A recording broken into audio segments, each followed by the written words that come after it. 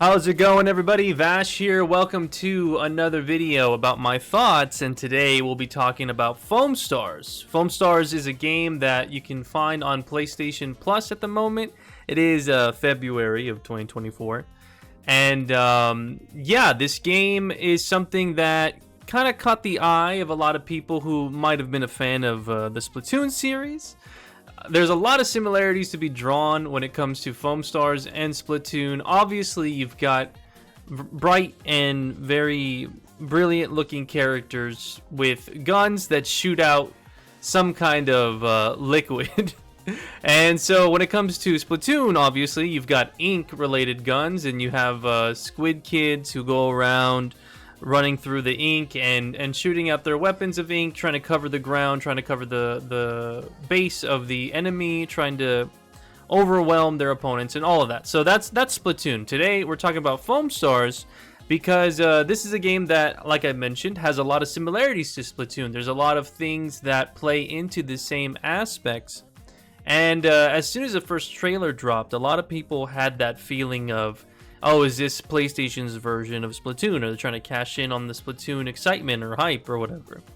And so I kept my eye on this project as it got closer and closer to its launch. I did also play the open beta whenever that did release, and I had some thoughts on that as well.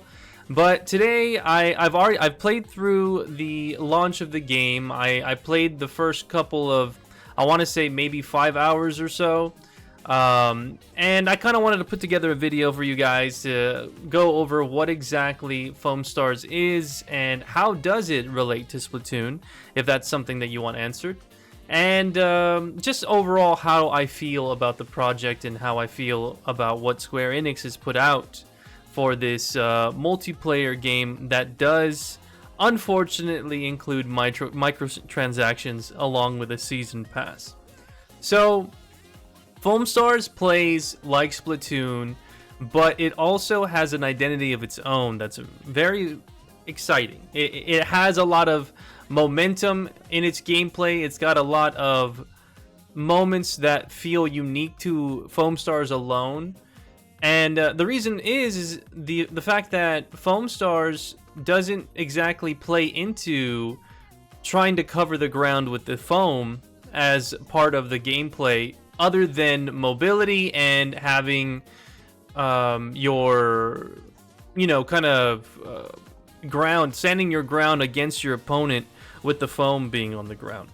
You move faster with the foam on the ground. That's your color. If an enemy is walking over your foam, then they are slower and they take a little bit of damage. So the foam comes into the gameplay, obviously dealing damage to your opponents, but it does not have anything to do with having to make sure everything's covered or having to make sure that you have more foam on the ground than your opponent like Splatoon does.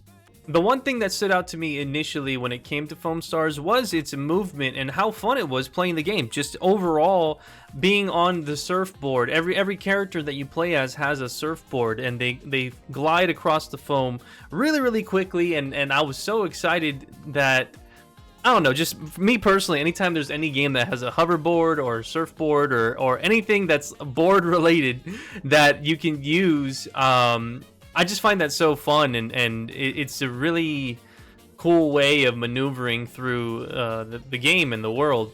And so they did a really good job. It feels really smooth. It feels really responsive. You feel like you're in full control of your character whenever you're surfing along the foam of you and your teammates. Each character is showcased with their own skill sets. Some characters do feel a little similar when it comes to how they use their weapon or how they go about their skills. Some skills might feel a little similar between the characters, and there's not that big of a roster. There's only a certain amount of characters here compared to other games. Like if you're comparing it to a fighting game, for example, then it wouldn't nearly be as expansive. Or maybe the launch of Overwatch, if you want to make a comparison like that, where it wouldn't have that many characters to the launch of like Overwatch 1, for example.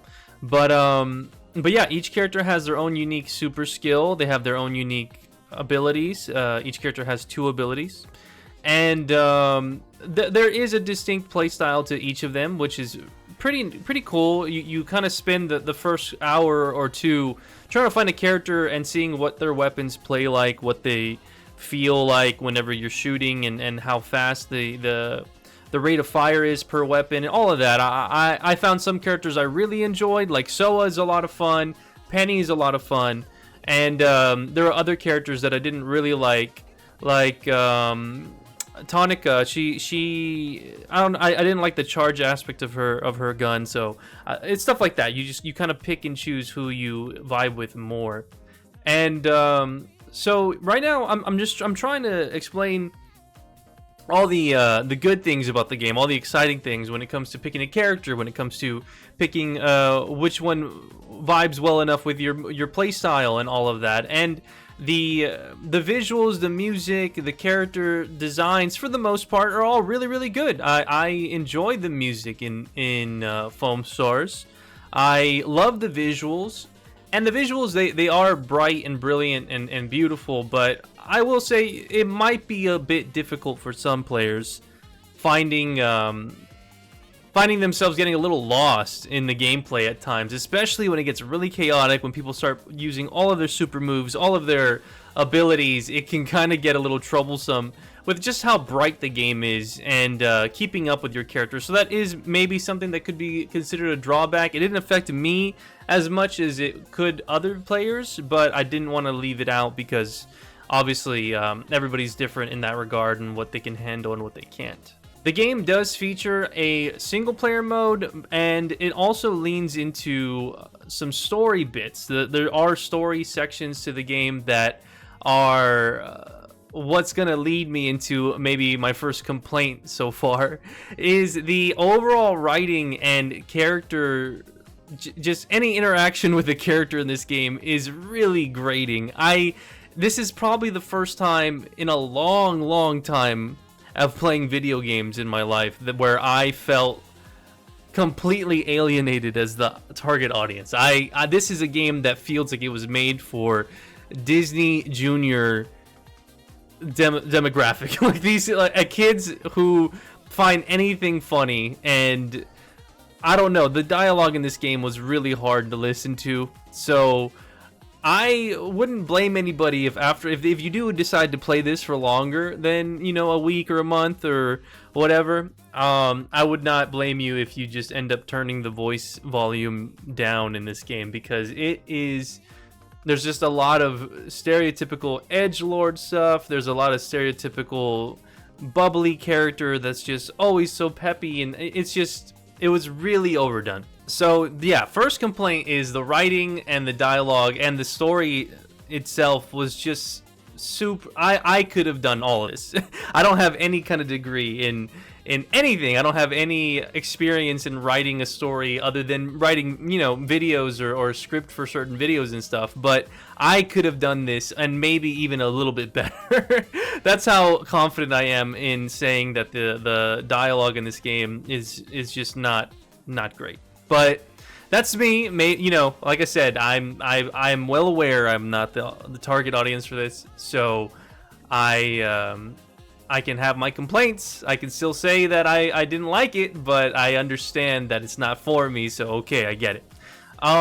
Moving past the characters themselves and the dialogue, the story mode had its mission base per character. You have the characters kind of going through their own things. There are some cutscenes, like Soa has her stuff where she is sad because she has bubbles coming out of her. There's just moments of this game that are questionable, but yeah, you have a single player content it's not the most expansive. You're not going to get more than a day's worth of content here, I would say, when it comes to the single player stuff, because a lot of the other things that you can do in that mode, but if you're not going to the versus mode, if you're just going to kind of mission mode, you can do squad based challenges, and that one is online with either random people or you can play with friends, and it's essentially just fighting hordes or waves of enemies that are approaching the energy core, and you have to try to fight them off with your character of choice.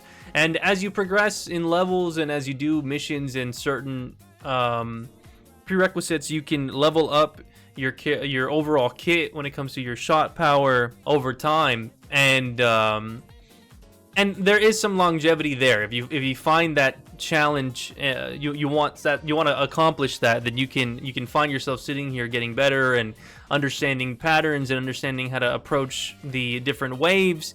But for me personally, it just came off as, okay, that was fun, but I don't want to do that 50 times in the same arena with the same enemies, and it's just very limited, it felt like, with overall what you were trying to do. Yeah, it's challenging, and there's a normal mode and there's a hard mode, and you won't be able to beat hard mode right away. There's no way. You really need to get people who are efficient in what they're doing and they have good stats and all of that.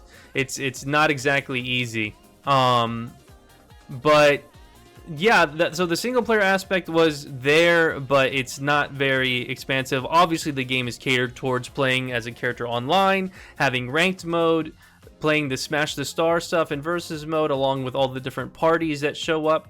And that's something else that I want to bring up that's a positive to me. If you want to compare it to Splatoon, I was very impressed with all the different game types that were available right out the gate. Like right when this game just comes out, and you've got the 4v4 where you're just taking down each other's players, and as I mentioned earlier, you're not trying to cover the ground, you're not trying to get the most foam on the ground against your opponent.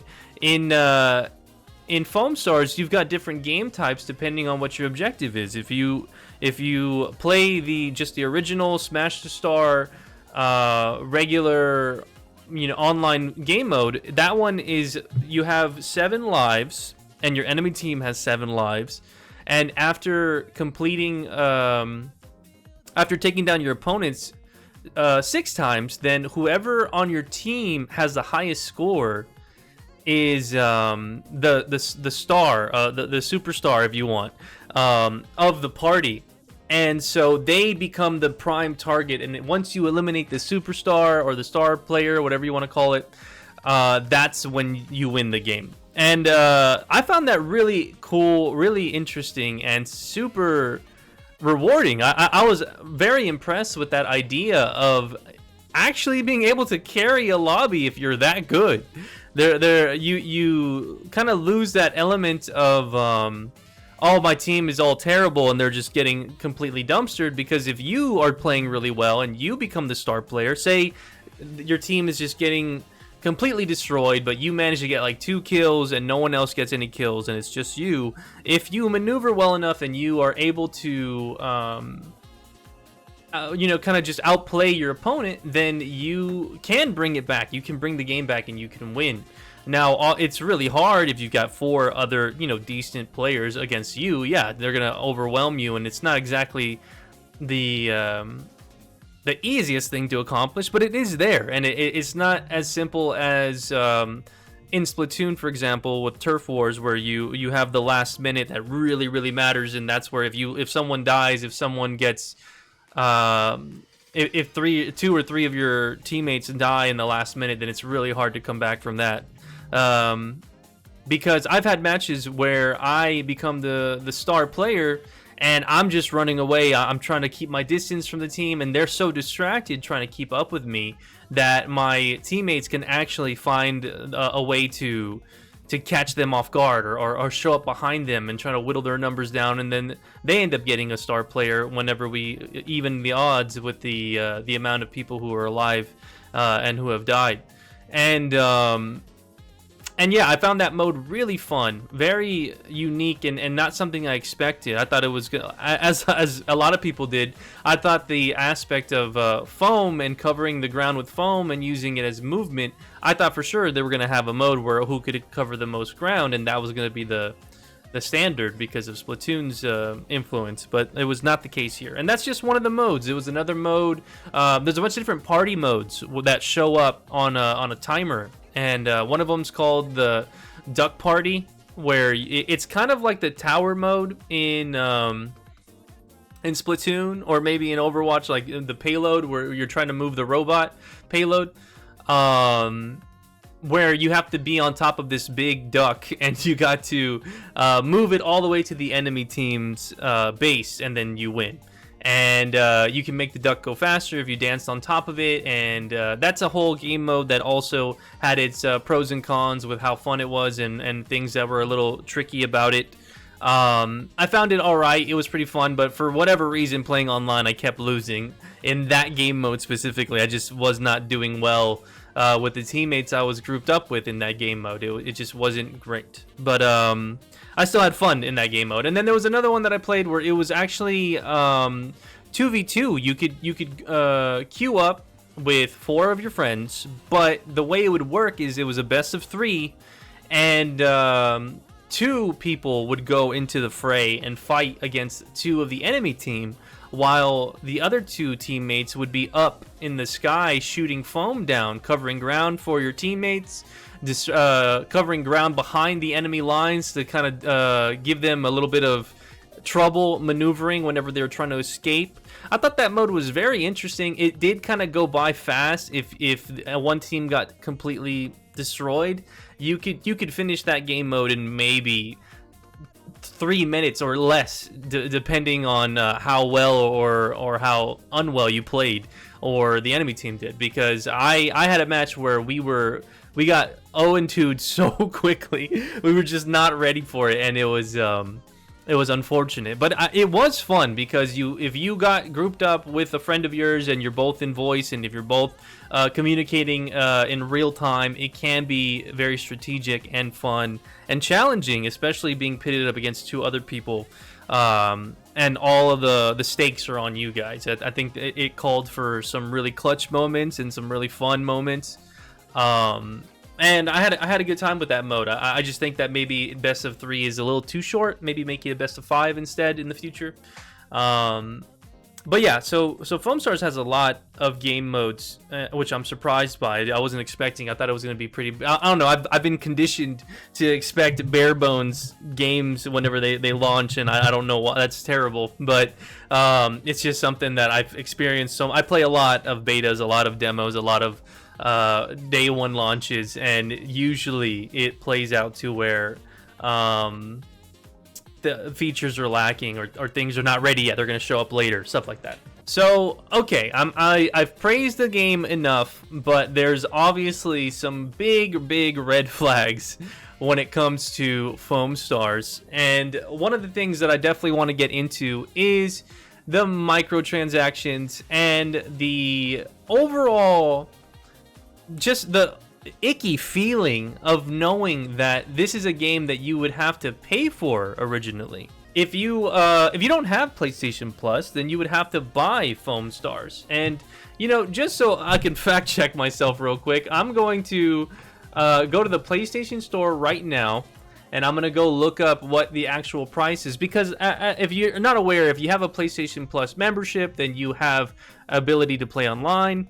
And with the PlayStation Plus membership, then you have that ability also to get games every month. There's a couple of games, sometimes 3, sometimes 4, that are given to you for being a member. But if, for whatever reason, in February, you were a PlayStation Plus member and you missed out, you didn't redeem it, you just didn't have time, or your PlayStation console's messed up, or you just totally didn't realize this thing was out already, any of those reasons, and then a month goes by and you miss out, then you would have to buy it, and it would no longer be available for you, even if you were a PlayStation Plus member. But yeah, so I'm reading here, it says after March 5th, anyone who does not already have the game downloaded will have to purchase it at $30. It is $29.99, so it's not the price of a full price game, but it is $29.99, and this is a game that has a price point, but then also has a price point for Battle Pass, and also has price points for game skin bundles and certain skins for your characters, and skins for the boards that you use when you surf around, and other little things that you can, like attachments or your gun skins or anything like that.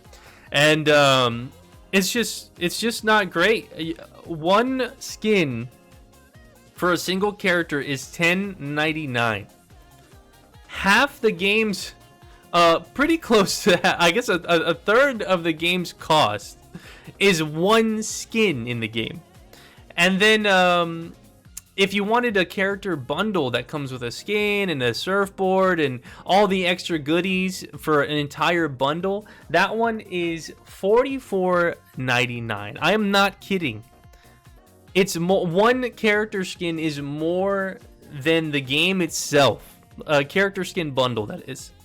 And I just find this absolutely absurd. I think that obviously there are certain things to be expected whenever you're playing a free-to-play product, but this is not a free-to-play product. This is a game that costs $29.99 to those who don't have PlayStation Plus.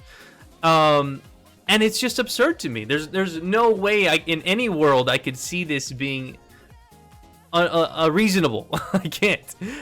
It's way too much money. And the conversation that I keep seeing people bring up when it comes to moments like this, when you have a game that's charging so much for such little things like cosmetics, is you could go out and probably find a copy of Elden Ring Game of the Year for cheaper than one character skin bundle.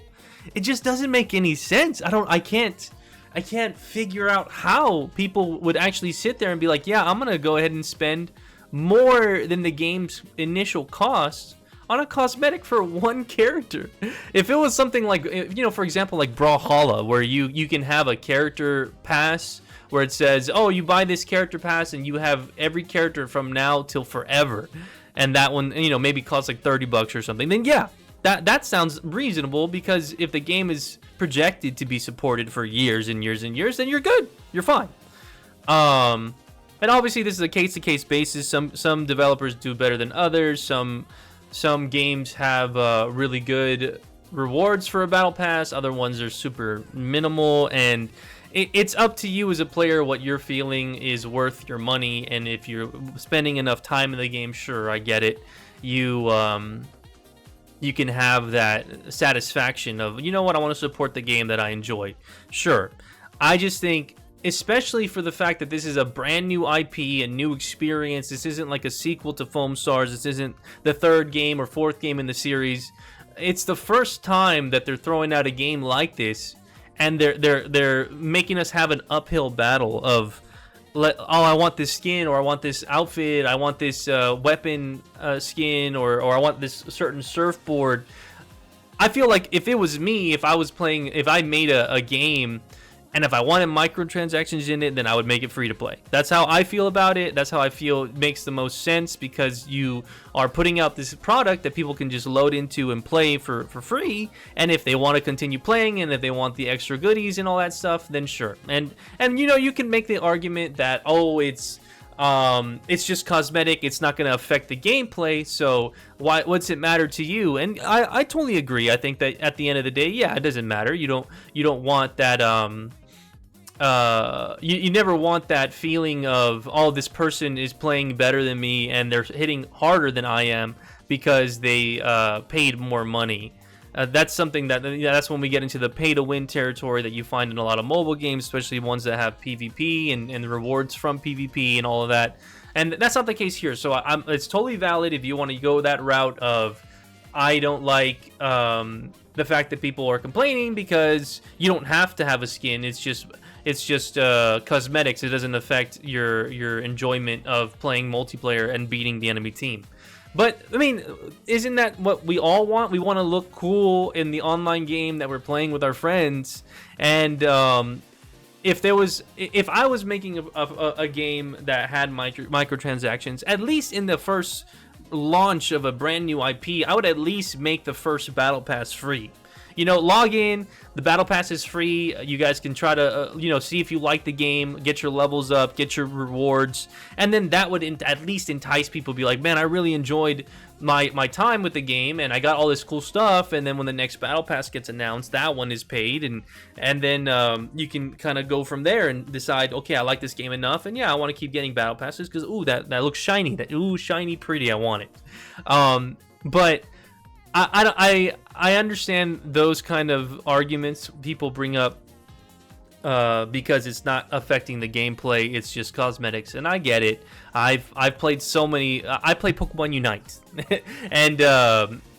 and Pokemon Unite is a game that has a lot of microtransactions. You can buy a Ninetales skin for $40, and obviously I'm not going to do that because I'm sane. But I also understand that, you know, you play a game for hours and hours, and you want to throw out some money to feel good about whatever character you're playing and look cool and all that stuff. And that's how they get you. I'm just telling you my thoughts on this specific scenario where the game doesn't have much of a single player. It doesn't have much of a standing when it comes to its writing and all of these extra things that you would expect from a game that you pay for. So yes, I play Pokemon Unite, but that's a free-to-play game. That's on your phone and on the Switch, and you can just download it, and you don't have to pay a cent. And for the most part, I don't really pay anything for that game, and I've hit Master every season since the launch of that game, and I don't ever spend more than maybe $20 in, like, I don't know, 6 months, 7 months, more than that.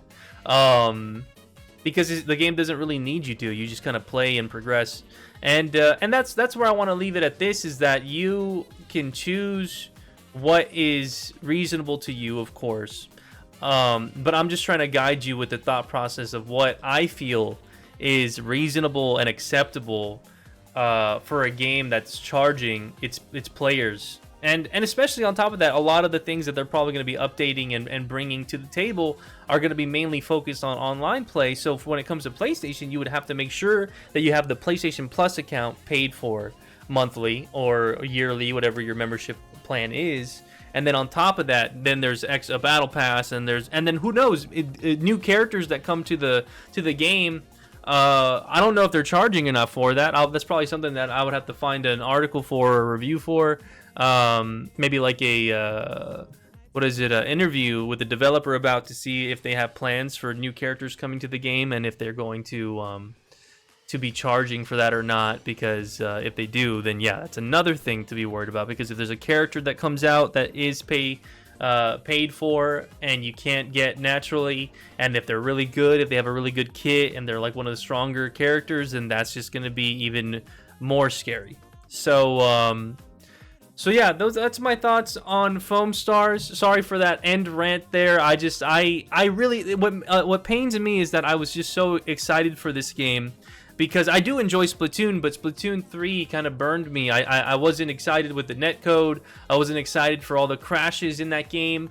Teaming up with your friends was such a troubling thing in that game, and it still is. And there's so many things about Splatoon that I'm just not happy with after playing it for 3 different iterations. So I was hoping that this next game that's similar into the style of gameplay, and it's got some great gyro controls, it's got great visuals, great music. I was very optimistic about this game, and for the, I have PlayStation Plus, thankfully, and I have the ability to play this, and I definitely see myself, hopping on and playing a couple matches here and there, especially if I get friends who want to hop on and play.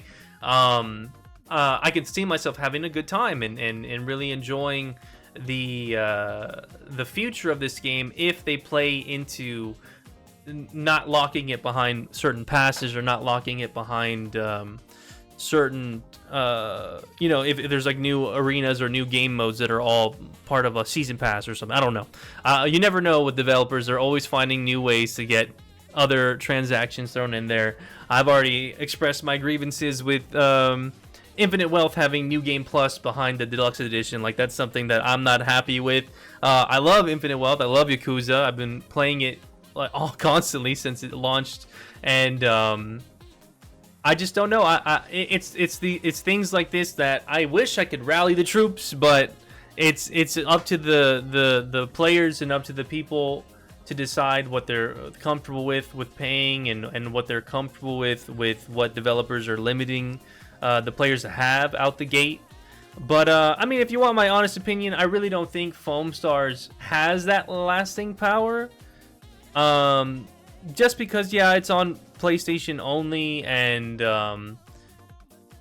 just the fact that the writing is so bad, and it's a lot of very rough grading interactions with the characters. But I don't know. I mean, I could be proven wrong. They could stick around longer than I think they would, and we'll just have to wait and see. I've been playing FoamStars. I'll probably play it a couple more times on stream. If you don't know, I do stream over at twitch.tv/Vash. So if you want to come by and talk to me about it, if you want to let me know what you think after watching this video, please feel free to do so in the comments or on my live stream, whatever.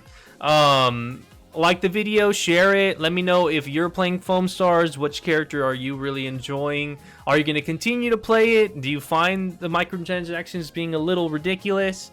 I really do love talking about stuff like this, and I'm always, I'm always in the mindset of being able to have my mind changed on things. So this is how I'm feeling. This whole series of my thoughts, like this YouTube series, is something that I do when I want to talk about a game, either my first take, kind of jumping into a game, or if it's a demo, or if it's a beta. This is not a full review of the game. This is just kind of an overview of my first day, if that makes sense.